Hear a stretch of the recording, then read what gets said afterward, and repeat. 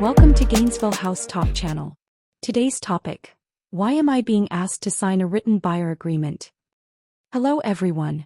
If you're a home buyer working with a realtor, you've probably been asked to sign a written buyer agreement. But what exactly does that mean for you? Today we'll break it all down. Let's get started. So, what is a written buyer agreement and what does it do? Essentially, it's an agreement between you and your real estate professional. It outlines the services they'll provide and what they'll be paid for those services. This agreement ensures that your agent is working in your best interest. This is Florida Exclusive Buyer Brokerage Agreement. As of August 17, 2024, signing a written buyer agreement has become a nationwide requirement for many real estate professionals. This change is part of the National Association of Realtors' proposed settlement of litigation related to broker commissions. Well, that depends.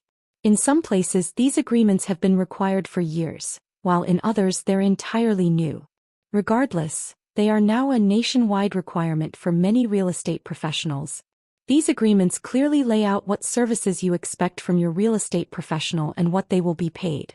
This helps reduce any potential confusion and sets clear expectations from the start. You'll be asked to sign a written buyer agreement before touring a home with your real estate professional, either in person or virtually. However, if you're simply visiting an open house or inquiring about services, you don't need to sign an agreement just yet. Not necessarily. While you're responsible for paying your real estate professional as outlined in your agreement, do I have to pay out of pocket? Can I change or exit an agreement? Yes, you can. You and your real estate professional can mutually agree to change or exit your agreement. Just be sure to read the terms carefully and discuss any concerns with your agent. Absolutely.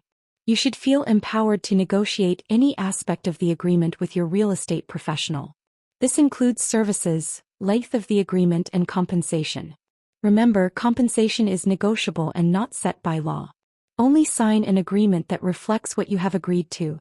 Some thoughts about the agreement service fee. For disclosure purposes, the Florida Realtor Board uses the comprehensive rider to the residential contract for sale and purchase to specify that the seller pays all or a portion of the buyer broker's compensation. In this rider, it is clearly stated that if the seller credit described exceeds the limit allowed by the buyer broker agreement, the credit will be adjusted to the amount permitted under the buyer broker agreement, as it may be amended. Let's clarify this with an example.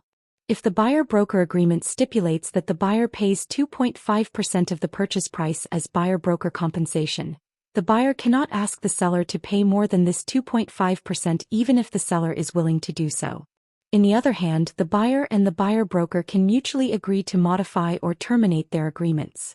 According to Florida regulations, while it is not permissible to increase the signed compensation, decreasing it is allowed. Therefore, it is essential for the buyer to negotiate with their broker. That's all for today. Thank you for watching. If you found this video helpful, please give it a thumbs up and don't forget to subscribe to Gainesville House Talk channel for more insightful content. Leave a comment below if you have any questions about written buyer agreements. See you in the next video.